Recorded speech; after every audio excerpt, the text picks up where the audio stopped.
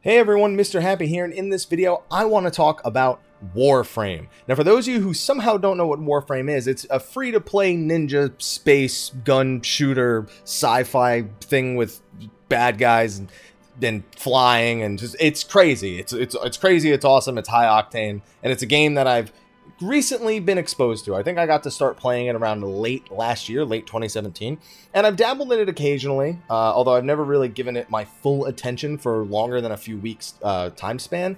But most recently, there was TennoCon, which is the convention for Warframe. And for TennoCon Live, which is the show they do towards the end of the show, they talked about a bunch of the stuff that's upcoming on Warframe, and myself and everyone I know on Twitter watched it and was insanely excited for it. So I wanted to make a video sharing some of that excitement with you. Now, Warframe is always about having tons of different activities you can do in order to further your account and your character, whether that's grinding more mastery rank or working in the planes of Eidolon or Eidolon, whichever you prefer, in order to advance new aspects about your character, work on powering up your amps. Whatever it is you're looking to do, there's tons of different options within Warframe itself. And they're going to be expanding that even further with several new content updates that are coming in the near future.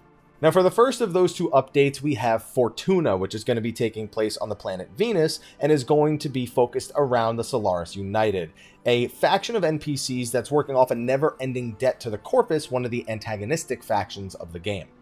Now, when you find your way into the city of Fortuna, you're going to have a bunch of things to do there. One of them is to develop kit guns, which are basically a customizable secondary weapon for your Warframe. Now, I'm someone who just doesn't really get into secondary weapons. It doesn't really matter what game it is.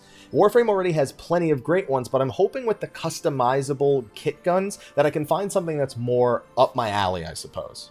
Another one of the features in Fortuna is the ability to develop and customize your own MOA companion. Now, similar to the way that you would customize the kit gun, there's several different parts that you can choose between on your MOA, and those will determine what kind of MOA it is. Is it a defensive one? Is it an offensive one? Is it a supportive one? That'll be up to you to customize to your own playstyle and use out in the rest of Venus. There's also the ability to capture wild animals once you leave to the planet's surface as well, and you're going to have to go purchase some of those items in Fortuna itself in order to lure creatures and save them from the harsh environments on Venus's surface.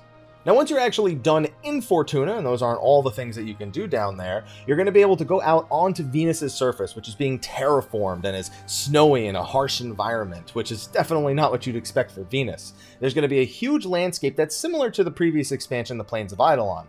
And on top of that, you're going to have a special way to get around. You're going to have what's called a K-Drive, which is basically a hoverboard. It's awesome. You can do tricks on it, jump around on it, use it to get around. But if you get into combat, you're going to find yourself quickly getting off and trying to take care of the attacking enemies. While you're out there, you're going to be completing bounties and helping out the various NPCs to help them stage a coup against the Corpus, because, let's be honest, you don't want to be in debt forever, so anything you can do to help out this rise up in this rebellion is definitely going to be worth doing. These bounties are going to have various rewards that you can use for your character, so they're going to be something that you're constantly pursuing once Fortuna actually comes out. Now, of course, you're not just going to be going around and fighting random enemies. The Corpus are the main enemy here, and among the enemies you're going to be encountering are Corpus spiders, which are going to be quite tough. On top of that, you may find yourself getting an unwelcome bombardment from above, in which case you're going to have to be careful. In orbit is going to be an enemy just waiting to take you out. Now, those are the details we have so far on Fortuna, and that's going to be launching this year in 2018. They use that to segue into another piece of content they're developing called Codename Railjack.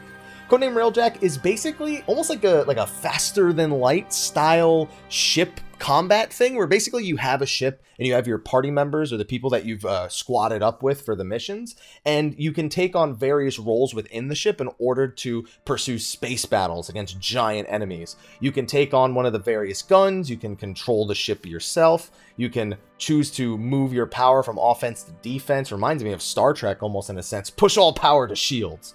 And on top of that, when you actually want to take out an enemy, you can have one of your Tenno get out, board the enemy ship.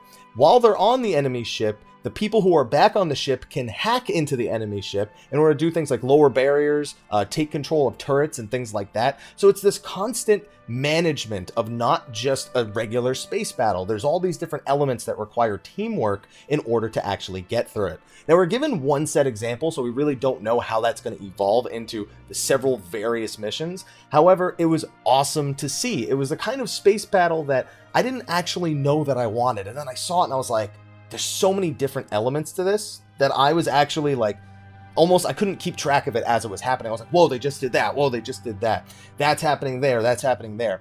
And it was just awesome to see this sort of teamwork develop in a game where I'm mostly just used to running around and just annihilating things with awesome aerial techniques and swords and a bow or a gun or something like that. And to have this like more strategic space combat was something that was really welcome, because you still get that sort of combat, especially if you're someone who's boarding the ship itself.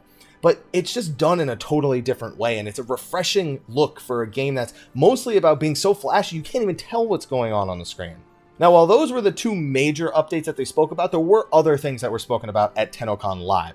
One of them was the next story update, which seems to be called The New War. It seems to be a sequel to the recently released Sacrifice, which I have completed and I really enjoyed, so I'm really looking forward to The New War. The only description of it is, do you remember what they did to you? And there's about a minute trailer that lets you know in some way that it's tied to the Sacrifice, and I'm really looking forward to that as well. On top of that story update, they did also talk about something that I had seen them tweet out earlier in the week, which is the next two Warframes they're actually working on. One is called Codename Revenant, but I couldn't help but be happy and notice that the other one is called Codename Garuda. They specifically said Codename Garuda has this theme of it being almost gory in a sense, and that matches the description of Garuda in Final Fantasy XIV.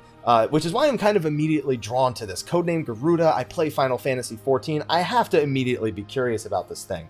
And when I think of Garuda in Final Fantasy XIV, I think of her origin story. You know, this battle that she had with this giant snake, and then when she was on the cusp of dying, she, you know, drank from its blood, she tasted its flesh, and this turned her into this monstrous creature that just had this dire need to consume flesh. And I look at this, and when they say gory, you can see the blood on the ends of the adornments on their wrists, and I'm really looking forward to that Warframe, because that is going to be an instant favorite, I feel. I don't even know what it does yet, but I already like the look, so it's going to be an instant favorite for me. They showed off some new deluxe skins for the different Warframes. They showed that on Twitch Prime, they're actually going to be doing a Prime Lisette skin for Amazon Prime Day. I believe they say this July 12th to August 12th. So if you're someone who's watching this on YouTube and you do have Twitch, if you link Twitch and Warframe together, and then you get this free gift, if you have Twitch Prime, you can just get this free skin that you're seeing on the screen right now. And to top it all off, all the things that I just told you are soon going to be available on the Nintendo Switch. Now, we didn't get an exact date, but Warframe coming to the Nintendo Switch is one of the first times I've looked at like a port releasing on the Switch and gone, you know what? This is probably one of those big things, one of the biggest things for me on the Switch. I'm someone who, when I travel, my Switch is my machine for me to use. Now, obviously, playing Warframe on a plane is not exactly going to happen for me. But I do go to visit family, I do go to conventions, and sometimes I want to unwind. And for me, Warframe is already an, like, I just want to unwind kind of game. It's flashy, it's fast-paced, but because I'm grinding constantly, it just kind of, it helps me with that. So to have it on the Switch, to have it on the go, is something that I think is going to be great for it. I need to see how it runs on the Switch first. I'm not terribly concerned about it, but there is always that curiosity with me of just how well it's going to run. And from the preview footage, it wasn't necessarily running tippy-top, but it is in development, so that would have been silly of me to expect it to be running tippy-top in the reveal. But Warframe's already available on the PS4, Xbox One, and PC, so to have it available on the Switch, I mean, they're just covering all their bases. On top of that, free-to-play! Free-to-play game on the Switch like this? Yo, I ain't gonna complain about that. And I'm sure I've missed or messed up a detail here and there, but this is just one of those videos that, like, after seeing this, I just wanted to talk about it. So I made a video about it. And hopefully some of you are as excited, and some of you that don't know what Warframe is, maybe you should go give it a shot, because I only dabble in it occasionally, and every time I do, I always wonder why I don't play it more. And I've not come up with an answer for it other than I'm working on other things.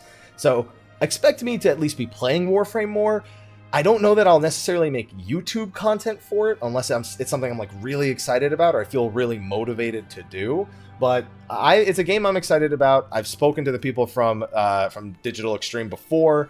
really nice people, really dedicated, really passionate people, and those are the kind of developers I'm drawn to. Those are the kind of games I like to support, and Warframe is no different for me. So let me know what you think about Warframe's reveal from TennoCon 2018 in the comment section of the video below. Be sure to like, favorite, subscribe, and share, and stay tuned for all the latest videos on my channel. Like I said, probably won't be too many Warframe ones because I'm not sure about what kind of content I would even make for them, but I could, you know, still tell you it's awesome. Anyway, on that note, I'm going to wrap up. Thanks for watching, and until next time, take care.